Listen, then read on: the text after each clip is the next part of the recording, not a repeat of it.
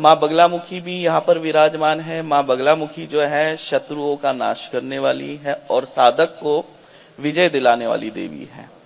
और जिनके शत्रु होते हैं, जो शत्रु पीड़ा से परेशान हैं, वे लोग जो है माँ बगलामुखी की साधना करते हैं, जिससे शत्रु की बुद्धि, जिह्वा और पद स्तंभन हो जाते हैं और वो शत्रुता का भाव छोड़ देता है। तो माँ मातंगी दिव्य धाम जो है छत्तीसगढ़ का पहला त्रिकालदर्शी दरबार है और रायपुर से मात्र जो है 35 किलोमीटर दूर है।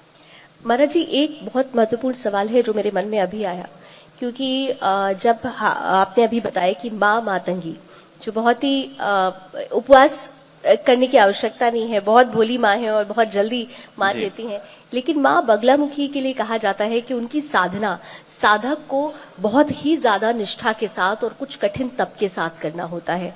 तो ये जो दो देवियों का मिलन है, एक माँ भोली है और एक थोड़ा सा तीक्ष्ण जरूर है लेकिन ममतामयी है। नहीं, माँ बगलामुखी एक ऐसी देवी है जो साधक को शत्रुता से बचाती है। जैसे कोर्ट कचहरी के विवाद हो, परिजनों में अगर कुछ कलह क्लेश विवाद चल रहा हो, वो दूर हो जाता है। और जो शत्रु है उसके अंदर एक भय उत्पन्न होता है, चाहे प्रत्यक्ष हो या अप्रत्यक्ष शत्रु हो, सबके अंदर एक भय उत्पन्न हो जाता है कि नहीं, इस इंसान से मुझे लड़ाई नहीं करनी है, इससे मुझे दुश्मनी नहीं लेनी है। जैसे मान लीजिए अगर कोई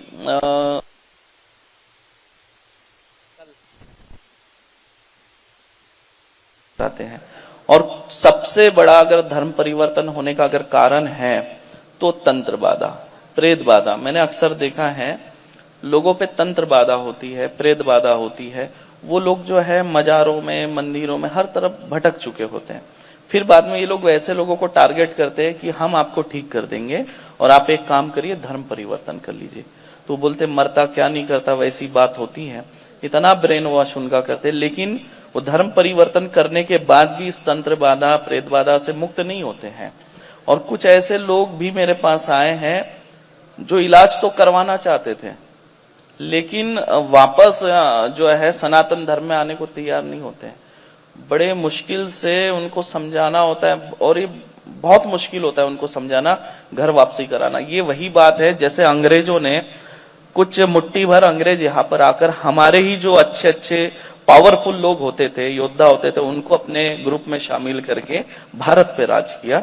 ठीक उसी तरह अब जो कन्वर्टेड जो है ईसाई, वो सबसे ज्यादा कट्टर बनते जा रहे हैं, सनातनियों के विरोध में खड़े हो रहे हैं।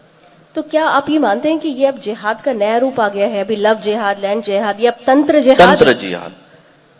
तंत्र जिहाद में इसलिए कह रहा हूं कि अभी जो धाम में आते हैं, जो तंत्र बाधा से पीड़ित हैं, प्रेत बाधा से पीड़ित हैं, उनके ऊपर जीन खबीज यही आते हैं और वो बताते भी हैं।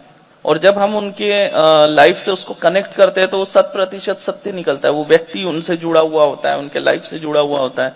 अभी एक ताजा एक प्रेत बाधा आया था, तो उसके ऊपर जीन आता था। तो उस लड़की से जब हमने पूछा तो उसने बताया कि 9th क्लास से उसे एक लड़का प्रपोज कर रहा था, पीछे लगा हुआ था,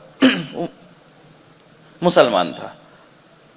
जब उस लड़की ने मना किया और उसकी सगाई जुड़ गई तो उसके ऊपर अचानक से जीन खबी जाने लग गए, सगाई होने के बाद, उसके पहले नहीं। तो ये जब उन्होंने नाम बताया और सारी कहानी बताई तो कनेक्ट कर रही थी। और ऐसे ही लोग आ रहे हैं, अभी भूत प्रेत नहीं आते।